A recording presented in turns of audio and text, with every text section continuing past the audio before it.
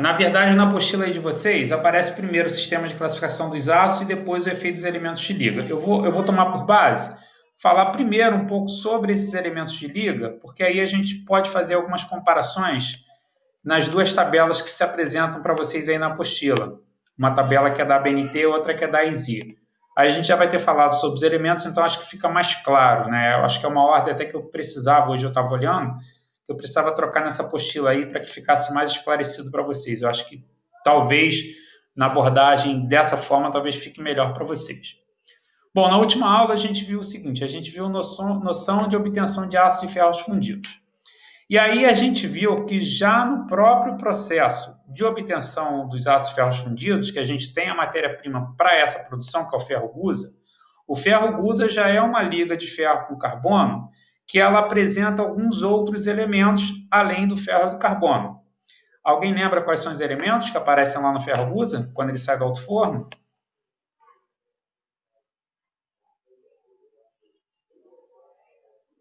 Agora todo mundo pode ouvir, Bruno, não tem problema.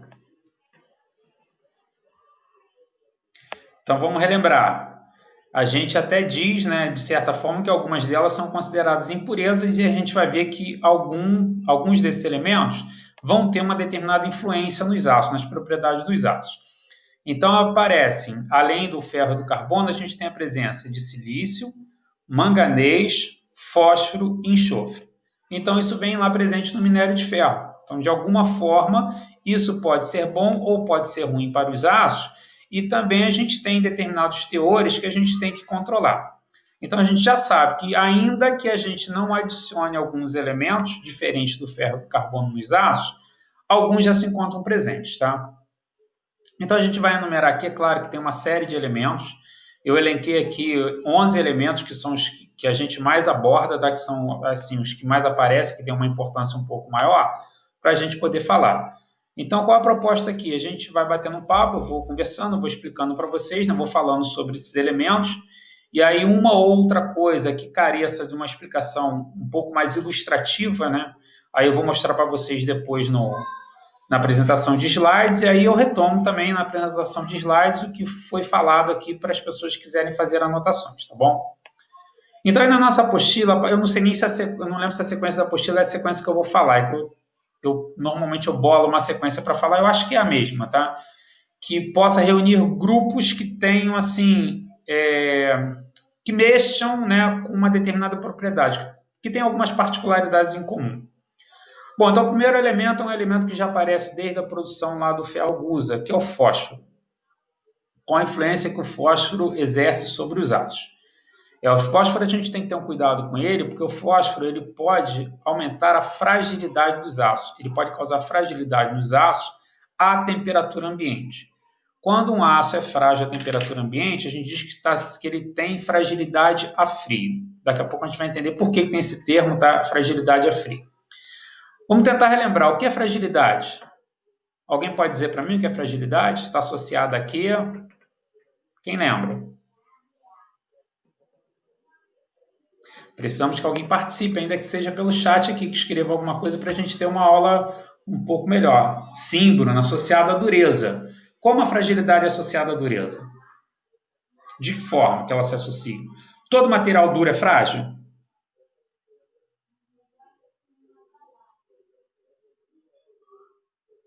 Sim, você acha que sim?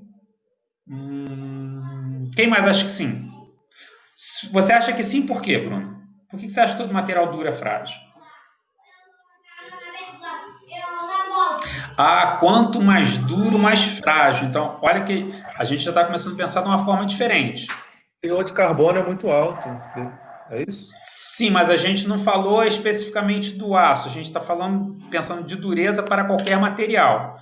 O que é mesmo, né, fragilidade? Fragilidade está associada à dureza, mas de que forma ela está associada? A Bruna colocou aqui para a gente: quanto mais duro, mais frágil. Será que existe, então, uma possibilidade de o material ser duro, mas não ser frágil? Ou sempre, de fato, ele vai ser frágil?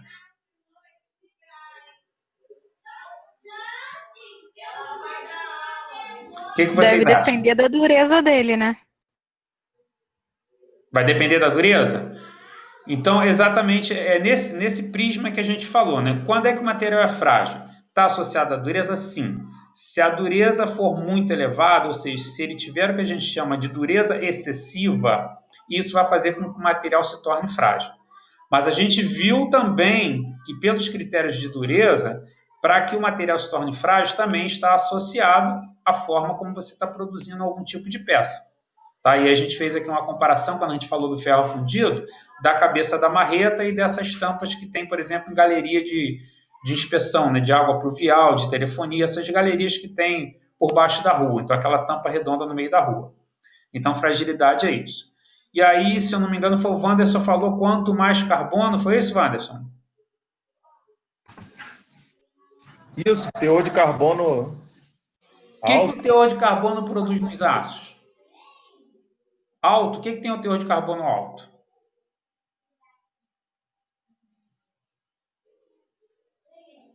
Quem lembra? Já falamos sobre isso. Teor de carbono alto nos aços significa que eu tenho a presença de um microconstituinte que é muito rico em carbono. Qual microconstituinte é esse? Cementita. Oi, fala alto. Acertou.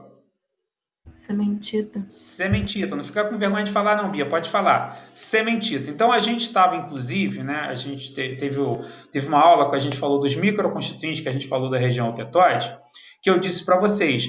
O Wanderson fez exatamente a fala que aparece na indústria. Então as pessoas na indústria dizem que quanto mais carbono, o aço é mais duro e mais resistente. Mas não é, na verdade, o teor de carbono que está definindo isso. O que está definindo é que quanto mais carbono o aço tem, mais cementita ele tem. E, por enquanto, para a gente, dos microconstituintes que a gente conhece, a cementita é o mais duro e mais resistente.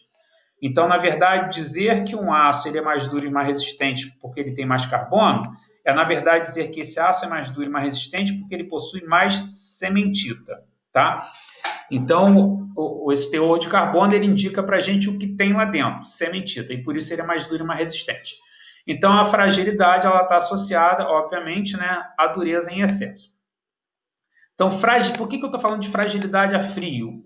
A adição de fósforo, principalmente se for um aço, né, como o Anderson, né, falou, de alto teor de carbono. Então, aço de alto teor de carbono ele já tem, né, uma dureza elevada por conta da sementita, e aí se você tem o fósforo em teores também elevados, você aumenta demais essa dureza e pode tornar esse aço frágil.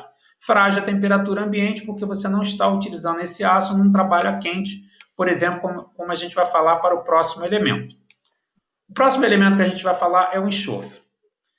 O enxofre é um elemento que também aparece, está naquela relação lá dos elementos que aparecem, né, no processo de obtenção de aço e ferros fundidos. O enxofre, ele quando em excesso nos aços, ele pode provocar o que a gente chama de fragilidade a quente. Então, para os aços existe tanto a fragilidade a frio como a fragilidade a quente. Boa noite, Anderson. A fragilidade a frio, ocasionada pelo alto teor de fósforo. A fragilidade a quente pelo enxofre. O que é essa fragilidade a quente? A fragilidade a quente se dá quando você tem alguma coisa dentro do aço que tem ponto de fusão menor do que o do aço. Por que o enxofre faz isso?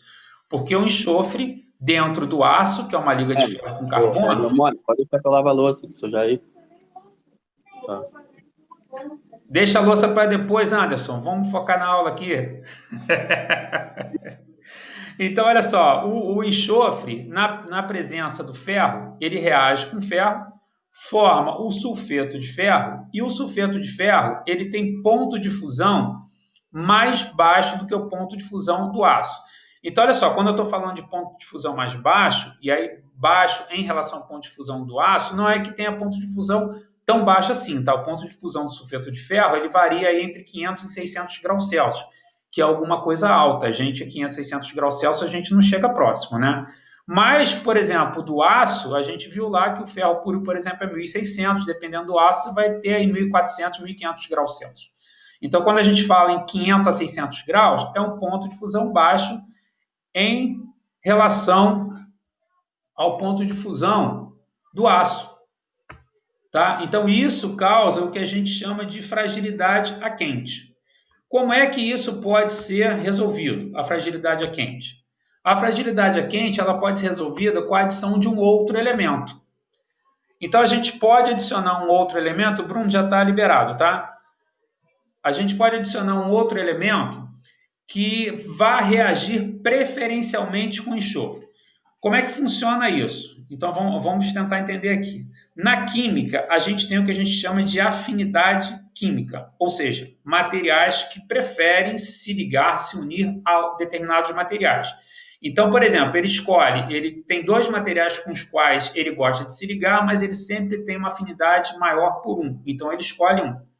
Então, a gente vai aproveitar aqui para o nosso exemplo, a gente poder tentar entender. Rafael, tá me ouvindo, Rafael? Tô ouvindo. Beleza, então nós vamos escolher você para Cristo hoje, tudo bem? Vamos. Então vamos lá, Rafael. Imagine o seguinte: imagine que essa aula virtual, né, que a gente está fazendo aqui online, na hora que terminar a aula, vai ser decretado que nós temos a vacina para o Covid-19, para o coronavírus. E aí a gente vai sair para comemorar, porque a vacina já está disponível, a gente vai sair e vamos beber. E aí você, é claro que a gente está longe, a gente não vai se encontrar, mas você provavelmente tem alguém que de fato esteja próximo de você, um colega da turma, né, que está nessa disciplina, que esteja próximo de você ou de quem você gosta muito, que você gostaria de sair para comemorar. Quem seria o colega que você escolheria para beber com você na saída aqui da aula? O professor Wagner. Não, eu não. Tá bom, tá beleza, não tem problema. Então você Levava a o primeira Wagner, pessoa... o Wanderson Martins. Não, olha só, precisa escolher preferência. De todos que estão aqui presentes, quem seria o teu escolhido inicialmente? Ih, professor. Precisa escolher Vou um. levar o Wanderson Martins. Beleza, ele vai brigar com você. Eu estou tentando me policiar para falar o Anderson, tá? Então, o teu preferido é o Anderson. Mas o que acontece? O Anderson teve um azar danado, cara, que hoje, pô, ele comendo alguma coisa aí, apareceu um grão aí, ele mordeu e quebrou o dente. Está com maior dor de dente. Quando você falar com ele, vai dizer para você: olha, eu não posso, tu vai ter que chamar outro. Quem vai ser o outro que você vai chamar? O outro que eu vou chamar a Bruna. Não, precisa ser um amigo. Precisa ser um amigo para a gente poder entender bem. A Bruna não bebe, a Bruna não gosta de beber. Luiz Felipe. Luiz Felipe. Então, beleza, olha só. A sua preferência é pelo Anderson. Se ele não estiver, você quer o Luiz Felipe. Então, preste atenção. Agora vamos colocar. Vamos colocar agora nome. Vamos colocar nome agora nos elementos químicos, tá? Você, Rafael, é o problema. Então, você é o enxofre. E você é o problema e você mesmo que vai dar a solução, porque você vai escolher um ou outro, tá? Então, okay. O que acontece?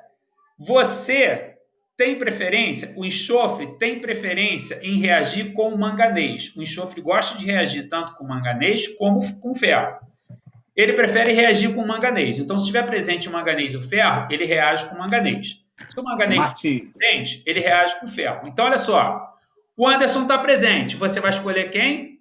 Vai escolher o Anderson. Então, você vai com o Anderson. Então, você leva manganês tranquilo. Mas se o Anderson não estiver presente, você vai no Luiz Felipe. E aí você deixa ele levar manganês e leva ferro. Olha a situação. Então, você acaba escolhendo. Então, olha só. Manganês, você leva o ferro? É, por aí, né? Então, olha só. A gente está fazendo essa brincadeirinha aqui para poder entender aqui o seguinte. Assim como na vida da gente, a gente tem preferências, realmente, de fato, a gente tem preferência. Se a gente for escolher, a gente escolhe alguém primeiro, tá? Para várias coisas. Na química também é assim. Então, o enxofre, ele reage tanto com manganês como com ferro. Só que a preferência dele é pelo manganês. Então, enquanto eu tenho enxofre no aço e não estou colocando manganês, esse enxofre está reagindo com o ferro, forma um sulfeto de ferro que tem baixo ponto de fusão. E aí vai causar a fragilidade a quente. Quando você adiciona manganês, aí o enxofre prefere reagir com o manganês.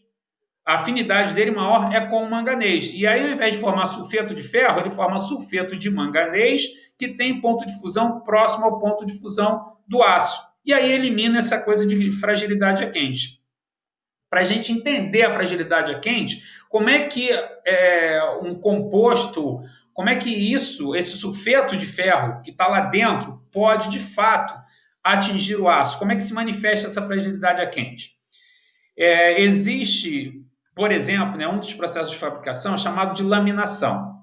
A laminação consiste em você passar, né, um lingote de aço no meio de 2 rolos, então você vai passar o lingote no meio de 2 rolos, esses rolos vão comprimir o aço e esse aço vai reduzindo de espessura e dependendo se você tiver rolo lateral também, você reduz a largura dele. Mas, em geral, para redução de espessura. Dependendo da redução que você queira, se for uma redução drástica, você vai fazer o que a gente chama de laminação a quente. Depois eu vou mostrar no slide um desenhozinho, se não conseguirem entender agora, acho que vai ficar mais claro depois. Você vai fazer o que a gente chama de laminação a quente. Porque a gente já viu que quando a gente aquece o material, a gente favorece qual propriedade quando a gente aquece o material? Quem lembra?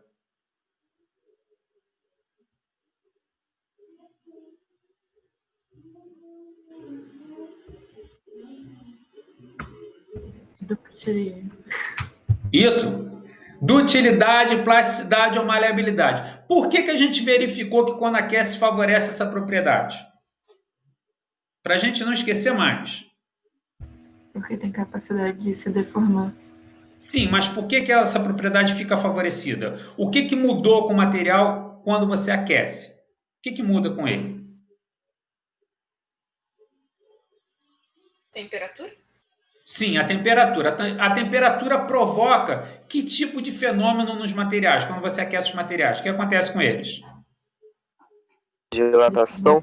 Dilatação. Então, a gente viu aqui, a gente falou, dilatação. Quando acontece a dilatação está relacionada ao aumento de alguma coisa. Vamos falar da dilatação volumétrica para a gente entender melhor. Então, há um aumento de volume, por exemplo, de uma peça ou de um material quando ele é aquecido. Mas quando você aquece, você está colocando mais material ali dentro? Não. Não, a gente só está fornecendo calor. Então, se a gente não coloca mais material, só está fornecendo calor, significa que os espaços interatômicos ou intermoleculares, para a gente aqui não faz sentido falar de intermolecular, porque a gente está falando de metais, não tem molécula dentro do metal, tá? A gente está falando de arranjos atômicos, a gente viu células unitárias, sistemas cristalinos, então as distâncias interatômicas aumentam. Então, os átomos ficam cada vez mais distantes. Então, quanto mais distante o átomo, menor é a força de ligação entre eles. Então, por isso que eles passam a ter uma dutilidade maior, ficam mais maleáveis, é mais fácil você trabalhá-los. Então, imagine o seguinte, se você vai fazer uma laminação a quente, alguém que trabalha na siderurgia já viu uma laminação a quente? Sim. Sim, qual a temperatura da laminação a quente? No forno lá deve ficar em base de 1.500 graus para depois ela passar nos rolos lá e laminar. Isso, eu acho que os 1.500, dependendo do aço, ele já está no estado líquido, tá? Mas essa laminação vai ocorrer ali em torno de 1.100 graus Celsius, que é uma temperatura bastante alta, o aço vai estar naquela cor avermelhada, misturado com amarelo, com laranja, aquela cor de fogo, né? Só que ele está no estado sólido. Então, notem, se você faz uma laminação a quente num aço numa temperatura de 1.100 graus Celsius, se você tiver dentro desse aço sulfeto de ferro, cuja temperatura de fusão é de 500 a 600 graus Celsius, o que vai acontecer com esse sulfeto de ferro? Ele vai virar líquido. E quando ele virar líquido e que você comprimir, a tendência dele qual vai ser? Esparramar dentro do aço. E aí, ele esparramando dentro do aço, ele pode provocar trincas ou fissuras internas que podem se propagar e chegar até a superfície. E aí você pode perder até a sua peça. Então, fragilidade a quente é isso, é quando você tem algum composto dentro de um material cujo ponto de fusão é mais baixo. E aí isso te impede de fazer trabalhos com altas temperaturas, tá? Bom, além de ser, e a gente diz que o manganês ele é um agente dessulfurante. Dessulfurante porque ele está atuando contra o enxofre, cujo símbolo químico é S e o nome em latim é sulfur. Então, quando se fala ácido sulfúrico, é porque tem enxofre, tá? Então, agente dessulfurante é porque é um agente que está lutando contra o enxofre. Além de ser um agente dessulfurante, o manganês também é um agente desoxidante. Se a gente volta lá para o processo de obtenção dos aços, a gente vai relembrar que para produzir aços, a gente precisa reduzir teores de alguns elementos, do próprio carbono, do silício, do manganês, do fósforo e do enxofre. Então, a gente precisa para produzir aço. Quando a gente precisa reduzir os teores desses elementos, que a gente não tem controlado ainda, que vieram lá dos minérios, a gente faz o quê? Injeta oxigênio, sob a forma de oxigênio puro ou ar sob pressão. Ou seja, é muito oxigênio que a gente coloca ali dentro. E, obviamente, que se a gente tiver algum oxigênio retido dentro do aço, também vai ser ruim para os aços. Então, além de agente dessulfurante, a gente tem o que a gente chama de agentes desoxidantes, que vão reagir com oxigênio para formar partículas sólidas e serem eliminadas, ou terem, né, uma dureza, uma resistência maior, para que a gente não tenha dentro do aço bolhas aprisionadas. A gente não tenha o gás O2, não tenha oxigênio ou ar ali dentro, que isso é prejudicial para o aço. Então, além do agente dessulfurante, a gente tem agentes desoxidantes, que vão reagir com esse oxigênio que foi usado em excesso para a produção dos aços, para eliminar essa quantidade em excesso de oxigênio. Além do manganês, outros agentes desoxidantes adicionados aos aços são o alumínio e o silício. O alumínio, além de ser agente desoxidante e considerado o melhor, porque ele é o que forma partículas bem pequenininhas, a gente chama de partículas diminutas. Então, quando é muito pequeno, a gente chama de diminuto. Ele também é utilizado nos aços para nitretação. A gente não vai abordar esse tema, tá? Nitretação, quem for de engenharia de produção deve ver lá na frente acho que tem uma disciplina que fala sobre processos de fabricação, e aí vai falar alguma coisa sobre tratamentos termoquímicos. Nitretação é um tratamento termoquímico, né? Porque ele mexe com a temperatura e mexe com a composição química, é uma adição de nitrogênio, que é feito em aços que têm elementos de liga, e aí, em especial, né, aços que têm alumínio são melhores ainda para isso, porque o alumínio também tem uma afinidade muito grande com o nitrogênio, e aí você injeta nitrogênio, e esse nitrogênio vai formar partículas duras na superfície dos aços. Então, nitretação, assim, resumidamente, é isso. Então, o alumínio, além de ser um excelente agente desoxidante, ele é utilizado como um dos principais elementos de liga para os aços que você vai fazer nitretação, nos quais você vai fazer nitretação. E além, né, desses dois, dentro da lista dos agentes desoxidantes, nós temos o silício, que além de ser agente desoxidante, é utilizado nessas placas, né, chapas, né, com fins magnéticos. Então, essas chapas que você vai trabalhar com magnetismo, elas, em geral, elas têm silício, tem adicionado silício nelas. Bom, então já falamos até agora do fósforo, do enxofre, do manganês, do alumínio e do silício. Vamos para dois outros elementos que podem ou não trabalhar em conjunto, que são o cromo e o níquel. Então vamos lá, juntos, cromo e níquel, quando adicionados em teores elevados aos aços, eles formam o que a gente chama de aços inoxidáveis. Então, aço inoxidável é aquele aço que tem, toda vez que a gente falar de aço, a gente já sabe que tem uma base de ferro com carbono, tá? Aço inoxidável é aquele aço que tem teores de cromo de níquel elevados. São aços que têm uma excelente resistência à corrosão. Resistência à corrosão essa que pode ser melhorada mais ainda pela adição de molibdênio. E a gente depois vai falar sobre molibdênio também. Então, cromo e níquel, quando adicionados em teores elevados nos aços, vão formar os aços inoxidáveis. Separadamente, o cromo, quando adicionado aos aços, ele também aumenta a resistência a temperaturas elevadas, né? Pode dar origem ao que a gente chama de aços refratários, são aços que resistem a temperaturas elevadas. E o níquel, adicionado aos aços, isoladamente, sem o cromo, né? Em teores elevados, eles formam os aços inoxidáveis, ele vai melhorar a propriedade que a gente já falou aqui, chamada de tenacidade. Vamos relembrar o que é mesmo tenacidade? Quem lembra o que é? Se não quiser falar, o chat está aparecendo para a gente aqui, tá? Resistência ao impacto. Isso, resistência ao impacto. A tenacidade está na medida do quê? Pela capacidade que se tem de absorver uma energia proveniente de um impacto e dissipar essa energia, normalmente sem se deformar, tá? Então, isso é tenacidade.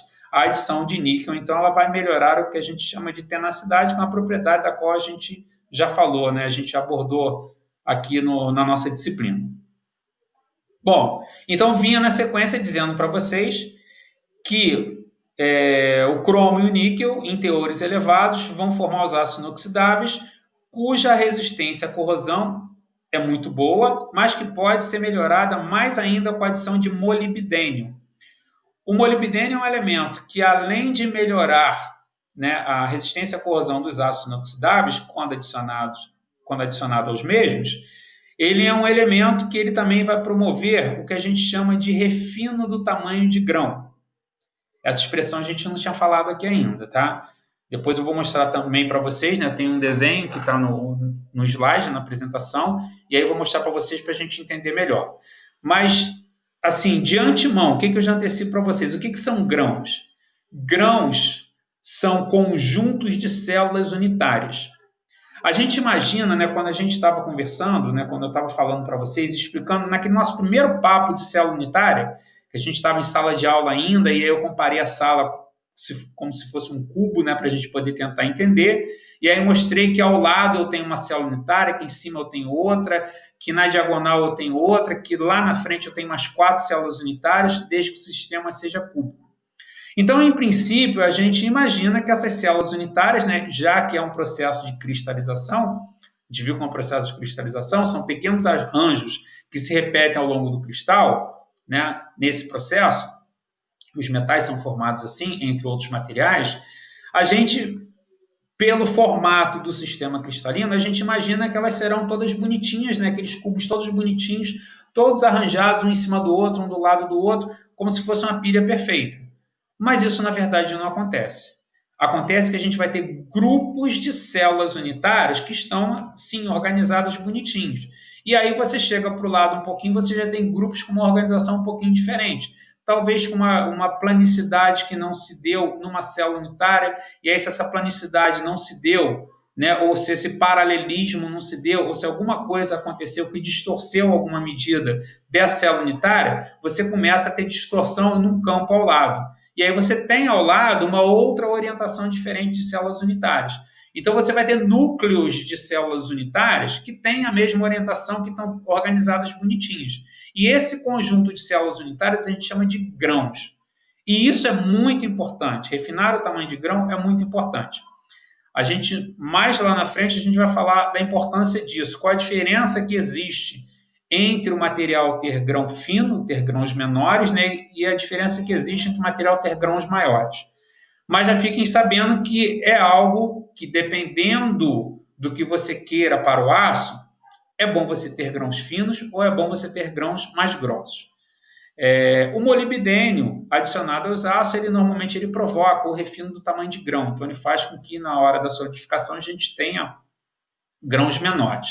Não só o molibdênio provoca isso. O molibdênio provoca isso, o cobalto provoca isso e o vanádio provoca isso. E o molibdênio, além de provocar isso, né, além de melhorar a resistência à corrosão dos ácidos inoxidáveis, além de promover o refino do tamanho de grão, ele também promove a endurecibilidade dos aços. Aí esse promover a endurecibilidade dos aços é algo também que a gente, lá na frente, a gente vai entender melhor o que é isso. O que é promover a endurecibilidade dos aços? Na verdade, ele favorece que a gente consiga fazer uma transformação nos aços. E aí a gente vai entender quando a gente falar de um outro diagrama lá na frente. Por enquanto, vocês fiquem com essa informação, porque a gente lá na frente vai buscar essa informação de novo para poder explicar isso direitinho, tá? Bom, então o molibdênio, ele promove o refino do tamanho de grão, ele aumenta a endurecibilidade dos aços e ele melhora a resistência à corrosão dos aços inoxidáveis. O cobalto, além de promover o refino do tamanho de grão, ele também aumenta a resistência à quente dos aços. Quando a gente fala em resistência à quente, a gente já está pensando em que, em alguns momentos, os aços serão trabalhados em temperaturas elevadas ou serão utilizados em temperaturas elevadas, seja para o processo de produção para alguma peça ou a peça já acabada. Várias peças de aço trabalham em altas temperaturas, tá? Então, ter uma resistência a temperaturas elevadas também é importante para o aço, dependendo do tipo da peça, de acordo com a peça com a utilização da peça, de acordo com a função da peça. para o qual vai ser utilizado. E dentro, né, dessa categoria de quem também promove refino do tamanho de grão, a gente tem o vanádio. Vanádio é um elemento que ele é muito, muito eficiente para promover o refino do tamanho de grão, para aumentar a endurecibilidade dos aços, e é um elemento que vai aparecer no que a gente chama de aços rápidos ou aços ferramentas. Existe também um outro processo de fabricação dentro da engenharia, que é um processo de fabricação por arrancamento de material. Então, você retira material. A esse processo de fabricação a gente chama de usinagem. Então, a usinagem ela se dá por alguns equipamentos, tá? Então, existe uma usinagem pelo torno, existe usinagem pela fresa. Quando você faz um furo com a furadeira, você está fazendo usinagem, porque você está arrancando material. Então, todo o processo de fabricação que requer arrancamento de material, que você retira material, trata-se de uma usinagem. E aí, como é que a gente faz a usinagem? Como é que a gente consegue cortar? A gente consegue cortar baseado na dureza. A gente precisa ter um material mais duro para cortar um material mais macio. Ou um material, falando no mesmo linguajar, nas mesmas propriedades, né? Um material mais duro para cortar um material menos duro. Por exemplo, esses aços chamados de aço ferramenta, ou aços rápidos, são aços que têm elementos de liga, obviamente tem vanádio, tá? O vanádio é de suma importância para esses aços ferramenta, e para vocês terem uma ideia de como aumenta, né, a dureza e a resistência desses aços para serem usados como ferramenta de corte, que quando você vai usinar num torno, torno eu esqueci de pegar alguma imagem aqui para vocês, tá? Mas depois eu posso trazer para vocês alguma imagem, algum vídeo para mostrar. Mas é um processo de usinagem que você coloca uma peça lá e a ferramenta vai encostar nessa peça e vai tirando partes dessa peça. A gente consegue, por exemplo, usinar um aço 1020, a gente depois vai falar o que é esse 1020, mas é um aço que tem pouco teor de carbono, e aí pouco teor de carbono significa que tem muita ferrita, e se tem muita ferrita ele tem alta dutilidade. Então a gente consegue usinar um aço desses, mesmo a seco, sem colocar o que a gente chama de fluido de corte. O fluido de corte é um líquido que é uma mistura, né, de um óleo solúvel em água. Você mistura, ele serve tanto para refrigerar, porque gera um atrito, né, já que você está trabalhando com dois aços, ou dois metais, né, diferentes ou iguais, e gera um atrito, esse atrito gera calor e ele serve ali para lubrificar e para refrigerar, tá? Para facilitar esse processo de usinagem. Mas voltando, né, a adição de vanádio de outros elementos nesses aços, que são aços rápidos, aços com os quais são confeccionadas essas ferramentas para usinagem, promove propriedades tão boas que você consegue usinar seco, sem precisar de fluido de corte. E além disso, né, além do... Professor, Sim, essa ferramenta aí é o BITS? pode ser. Quando a gente fala de torno é o BITS, tá? Mas pode ser outras ferramentas. A gente, por exemplo, lá na FATEC, na aula com os alunos, né, a gente tem um laboratório lá de produção mecânica que a gente mostra alguns passos, né, para os alunos, né, de usinagem, e a gente só trabalha com aço de baixo teor de carbono, que é o aço 1020, que é um aço que tem uma dutilidade bastante alta. Então, a gente nunca utiliza fluido de corte, a gente trabalha com ele sem fluido de corte e a usinagem é bem tranquila, tá? E a gente, obviamente, né, na indústria é a mesma coisa por conta da relação custo-benefício que eu já falei para vocês. Isso é uma coisa que sempre vocês têm que ter em mente. Porque às vezes parece, né? Se eu gastar, mas estou gastando só um pouquinho. Você está gastando só um pouquinho, mas para fazer uma peça. Na construção civil, normalmente quando eu falo eu não sei quem daqui fez aula de desenho técnico comigo, se alguém daqui fez aula de desenho técnico comigo, eu devo ter levado e normalmente eu comento sobre isso. Quando eu levo uma planta de esgoto, eu mostro lá uma caixa sifonada usada indevidamente no lugar do que poderia ser um ralo sifonado. E aí o preço é um preço bastante diferente. Se é na sua casa, não é problema nenhum, que você está usando uma só.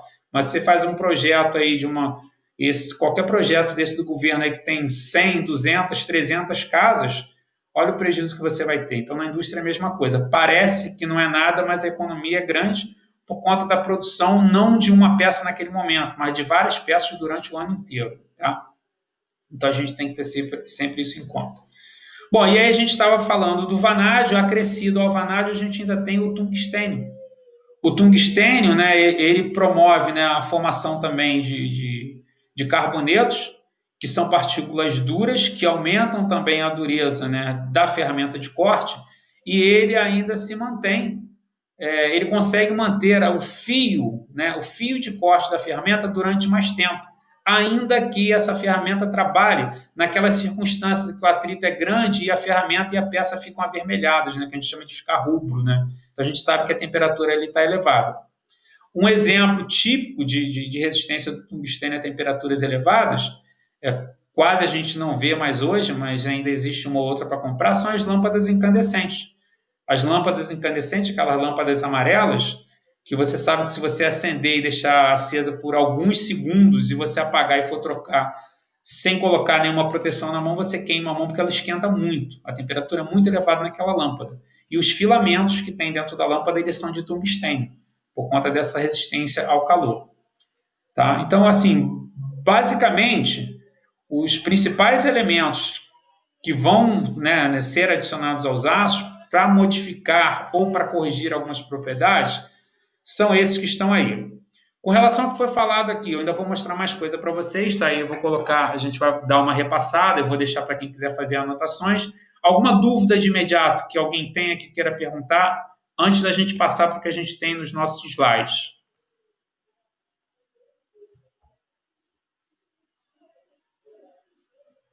Não? Tá tudo ok? Ninguém falou nada no chat? Ninguém falou? Pode falar só do cromo? Posso, Bia. Retornando o cromo, então.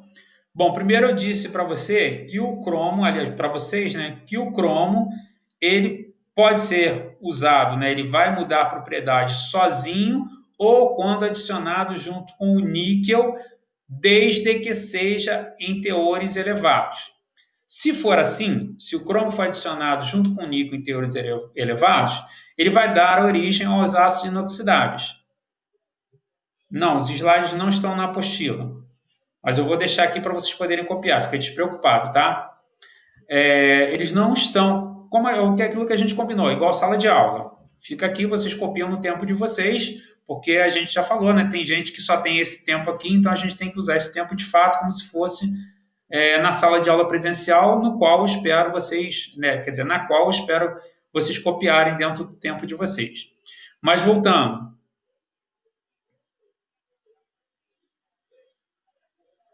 Posso colocar se você me lembrar depois, Bruna.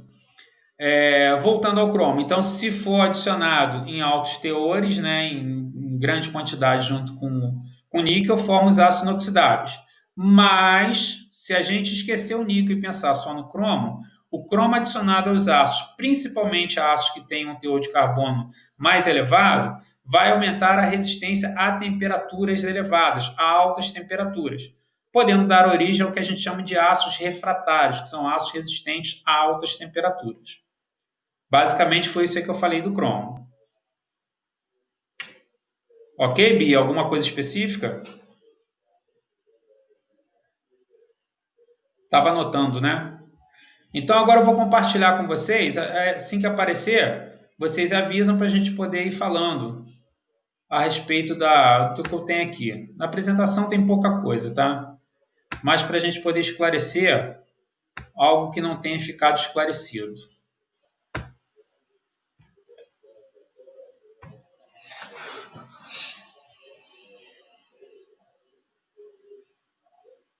Alguém me avisa. Apareceu, professor. Sim. Então, olha só, a gente está tratando o quê? Do efeito dos elementos de liga nos aços. Então, duas coisas aqui bastante importantes, que aí eu acho que vale a pena eu mostrar para vocês, né, para que tire a dúvida de quem não conhece, que não ouviu, porque às vezes a gente falar assim e você ter que abstrair algo que você não conhece, nem sempre é tão simples, né? Então, o processo de laminação, e aqui laminação a quente, já consegui até um desenho que estava colorido aqui, simbolizando algo que está bastante quente. Então, o que é o processo de laminação? Tá vendo? Você entra aqui com um lingote de aço, que tem uma determinada espessura, ele é comprimido por 2 cilindros, então esses 2 cilindros estão girando de forma que, além de reduzir, tá vendo? a espessura está sendo reduzida, ele está entrando aqui com essa espessura maior, está saindo com essa espessura menor. Além de reduzir a espessura, ele vai puxando esse lingote para frente. Então, isso aqui é o processo chamado de laminação. A gente está falando especificamente da laminação a quente, porque a gente estava falando do processo de fragilidade a quente.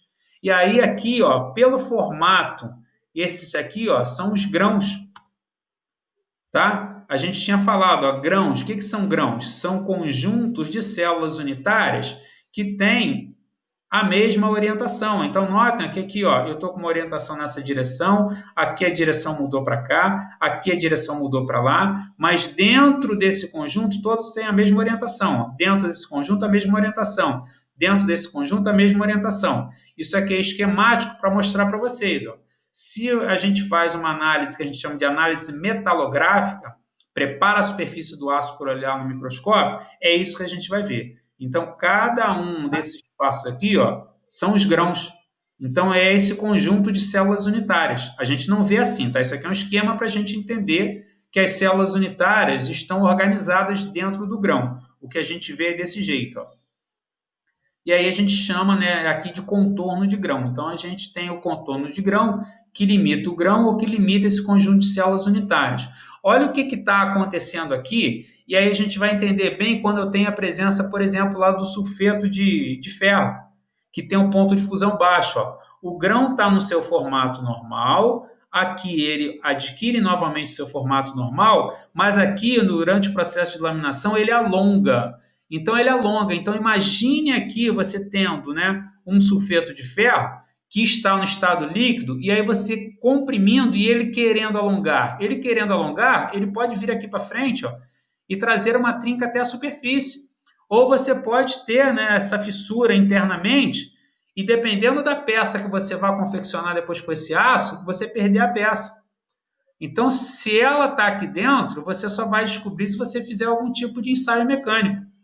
E aí você precisa fazer lá ou uma partícula magnética, ultrassom ou radiografia, porque é um defeito que vai aparecer dentro do aço, não vai estar na superfície. E ele pode até aparecer na superfície e não ser visível.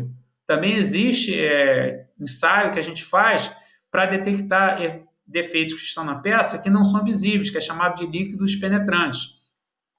Mas o grande lance é mostrar que na laminação, né, a quente, a gente está trabalhando com uma temperatura, que é uma temperatura acima da temperatura de fusão do sulfeto de ferro, que é em torno de 500 a 600, então aqui a gente está falando em torno de 1.000, 1.100 graus Celsius, temperaturas bastante elevadas, e quando você alonga o grão, você também está alongando o sulfeto de ferro que está no estado líquido aqui dentro.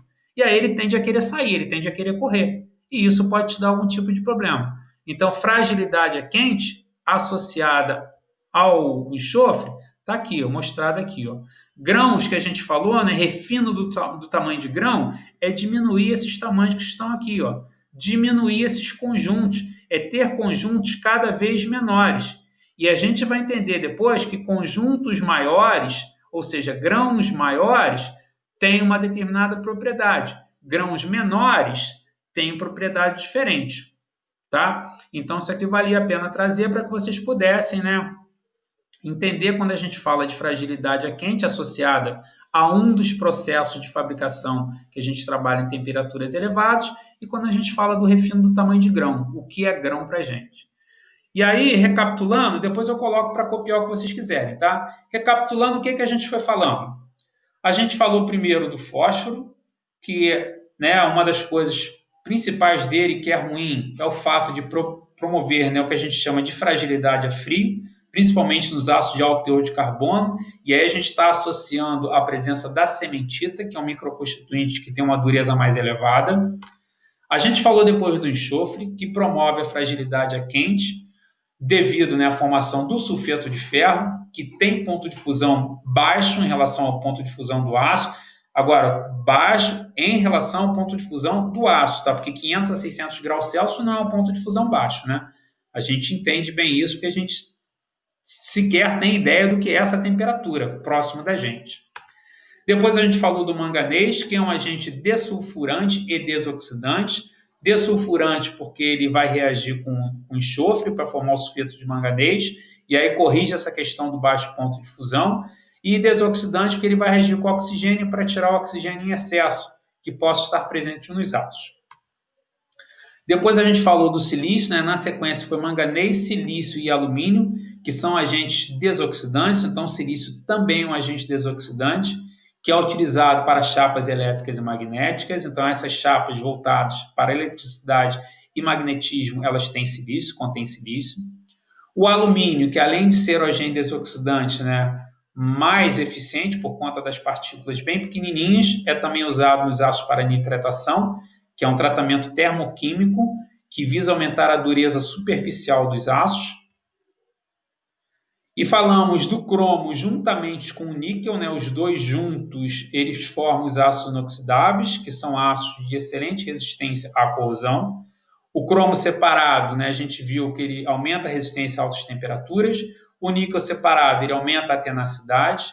E podendo melhorar, né, a resistência à corrosão desses ácidos inoxidáveis formados pelo cromo e níquel em altos teores, a gente pode adicionar o molibdênio, que além de melhorar essa resistência à corrosão, ele também vai proporcionar uma granulação mais fina e aumentar a endurecibilidade dos aços. Então, a granulação mais fina está voltada para o tamanho de grão, que é aquele desenhozinho que a gente viu na apresentação anterior.